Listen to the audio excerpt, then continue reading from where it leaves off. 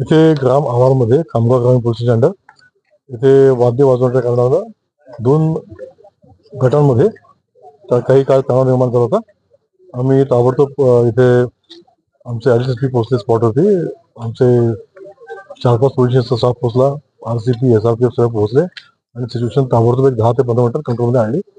आता सध्या शांतता आहे आणि सिच्युएशन अंडर कंट्रोल आहे. किती लोकांना ताब्यात घेतलं? 20 लोकांना आम्ही ताब्यात घेतलं आहे या प्रकरणी आणि पुढील कार्यवाही चालू आहे. 2 जखमी आहेत असं समजतं आम्हाला. काय इशारा काय देईल सर लोकांना, किंवा काय नाही आव्हान काय करायचं? शांततेचं आवाहन करू आम्ही, शांतता ठेवा आणि एकमेकांचा सन्मान ठेवा.